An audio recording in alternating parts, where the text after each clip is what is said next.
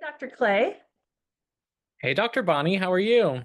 I'm great. It is so great to have you on my YouTube channel. I'm Yeah. looking forward to sharing about you and your expertise and how you help people. We met in a practitioner group for doctors who are working with holistic health and functional medicine specifically. And we're part of the Brainiacs who work together to make sure our clients and our patients are well taken care of. So, how did you get into functional medicine?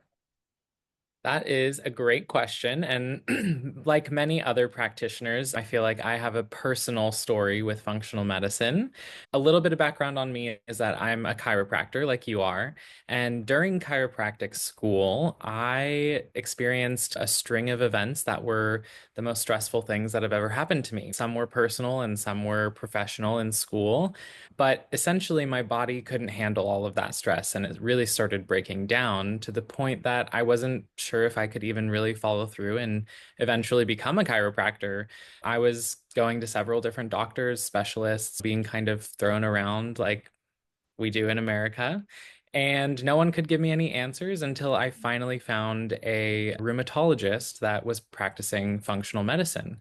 And she helped me open my eyes to the fact that you may look healthy and think you're healthy on the outside, but sometimes there's things going on inside your body that you don't have any idea are happening. Getting that root cause perspective of what is going on in my body really led me to want to be a body detective and help other people figure out their seemingly unrelated and strange health symptoms. Mhm. That is a great story. It sounds like it was a very challenging path to get there. Uh, Definitely. One of the goals is to help people get some peace of mind of the things that they stress them out. So, one reason I'm interviewing you because you specialize in women's health. I work with women. The majority of people who watch this are women.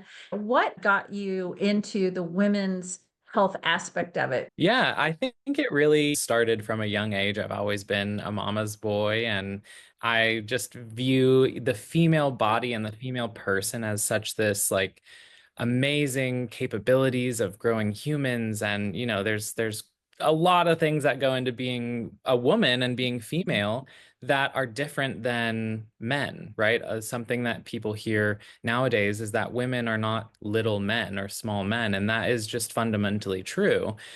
Mhm. So what really interested me in getting into the women's health field is seeing my patients who were women who had health concerns that were never being addressed and sometimes even being pushed off to the side, like, oh, you're just overreacting or that can't be happening.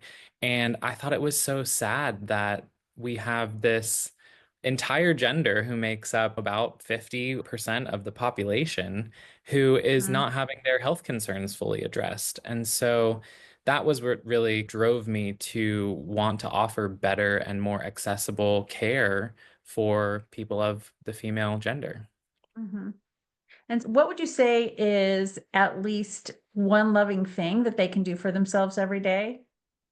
I think the most loving thing you can do for yourself is prioritize your rest and your sleep. We don't think about how much sleep does for our bodies very often. We put a lot of demand and stress on our bodies from our work to our home life, and we're always go, go, go. Laying down at the end of the night and saying, okay, I'm done with my day. It's time for me to rest, restore, repair, and heal is Mhm. the biggest way you can show yourself love. Do you feel like there's a certain amount of sleep everybody needs, or is it individual, or what are your thoughts on that? Yeah, so I'm a really big research guy, and I love reading research on sleep because there's actually a lot more research on sleep than there even is on exercise or nutrition. Oh, that's But interesting. there is actually an optimal kind of range for general recommendations, and that's between 7 and 9 hours. But I always recommend to everyone that I work with and anyone who wants to know about sleep that there is an individual kind of Goldilocks zone for you. Mm. So the best way to figure that out would be doing a simple sleep diary when you wake up, right? How you felt, how long you slept, were there any disturbances during the night? And then over time, you'll get a good sense of how long you need to sleep, the timing, and what makes you feel the best. And I think that's the best way to understand what true health is, right? It's what Mhm. makes you feel the best. So Right. experiment and try. That is a great point. It sounds like that's an area that most people are ignoring. I mean, there's research about it. Nobody's talking about it. Everybody talks about getting sleep. And it seems like what I hear from most people just out on the street is you need 8 hours of sleep. And what you're saying is it could be 7 to 9 hours. And for you, it could be more, it could be less. And you really need to do your own sleep diary to figure that out.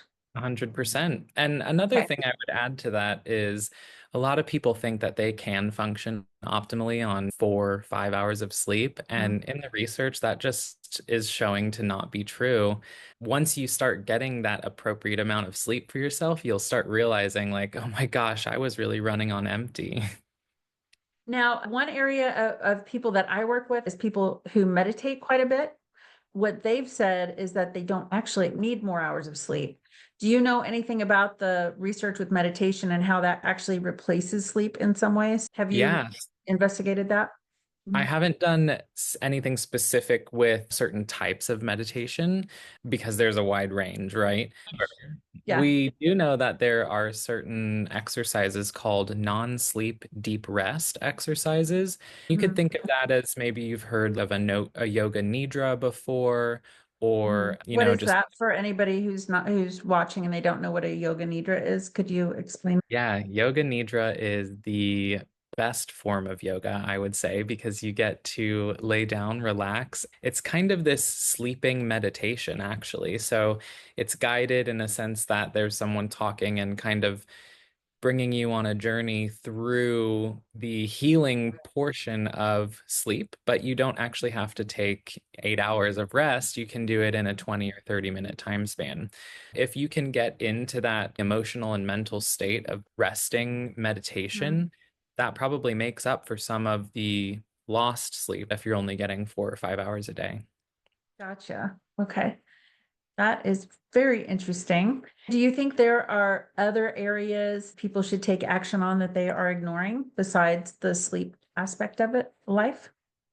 Yeah, I think nowadays we spend upwards of 80% of our time indoors, and that is a consequence of industrialization and moving forward. We have these big office buildings. Now, after the pandemic, we have this work from home push. We spend a lot of time indoors. That not only gives us less natural sunlight to make vitamin D to help set our circadian rhythms, but it also keeps us away from the germs that help train and make our immune systems robust. Mhm. Getting outside is another thing that I see we don't do a really good job at as a society anymore. Right. And when you say get outside, you're not saying you need to exercise more. You're saying get outside, whatever that looks like. Get your feet on the ground, maybe not barefoot, depending on the weather, Where you're at, yeah. but get out in the sun, get out in the weather, whatever it is, bundle Yeah, up just get and that be fresh outside. air. Okay. Exactly. And do you have a favorite health hack for busy people? Like as far as sleep, maybe somebody's saying, I can't get enough sleep. Do you have any health hacks for busy people? Well, if it's the sleep aspect, you need to find time for that because sleep is so important. There's no excuses when it Block. comes for busy people. One of my favorite health hacks is getting comfortable with what I call component meals. That would be like a simple protein, a little bit of a carb, or maybe some fat in there, like an avocado, but not necessarily making an entire meal per se, but having just those small components.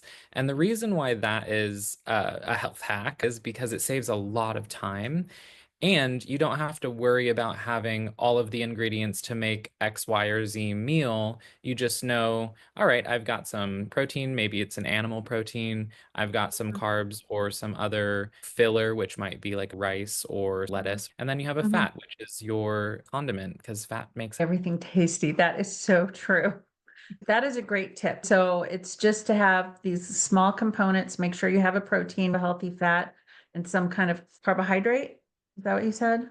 Yeah, I would Some suggest kind a of filler. carbohydrate, and that Okay. could be rice or Okay. potato or something more complex like some greens or another Okay. root vegetable. Okay.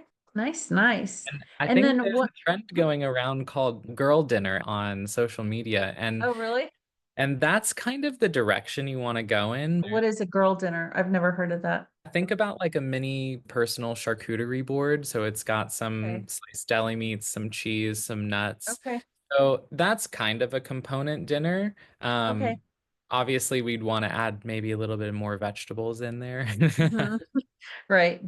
That sounds good. A girl dinner. I think I do that actually, but I Pretty didn't know it was a regularly, thing. yeah. That's just like a keep it simple. What is one lesson that your job has taught you that you think everyone should learn at some point in their life?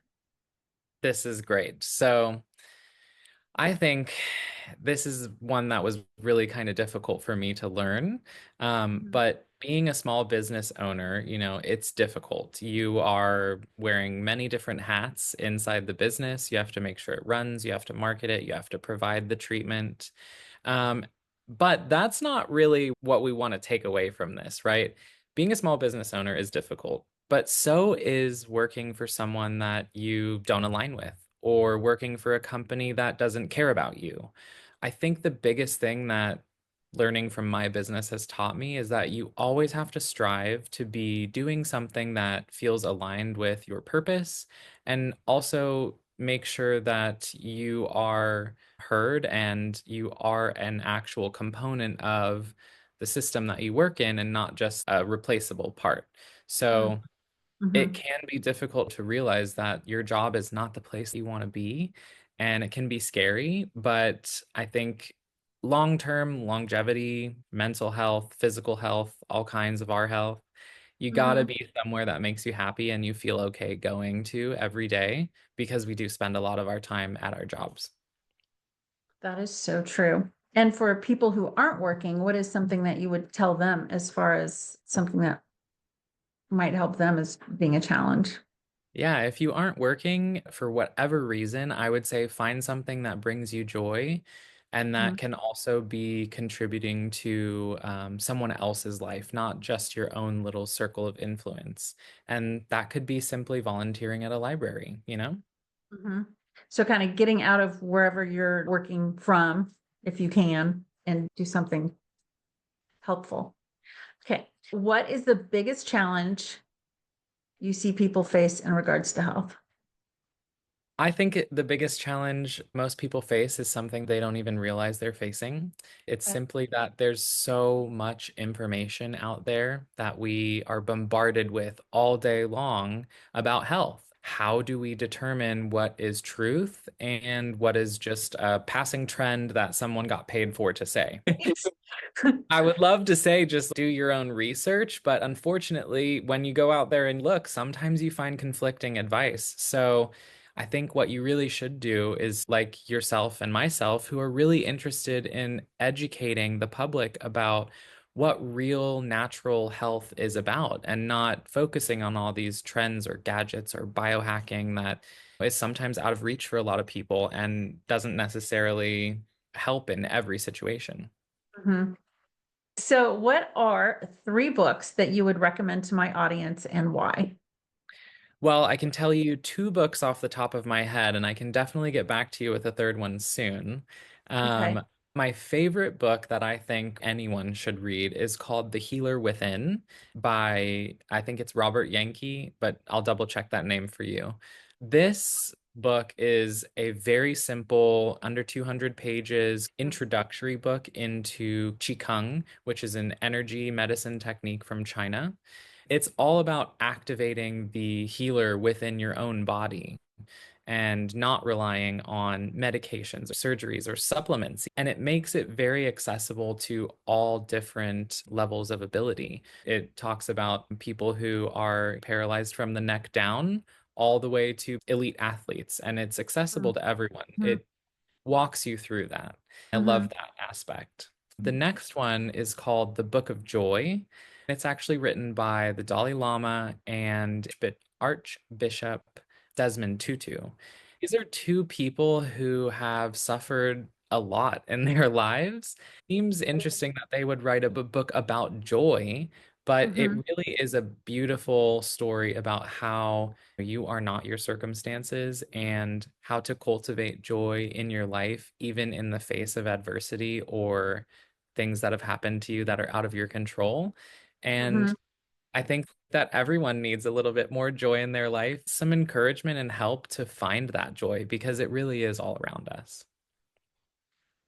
Those are some great tips. Do you have any final word for my audience as far as a final recommendation for them? Yeah, I would say what we need to do is get back to basics. We don't need all of this newfound technology to keep us healthy.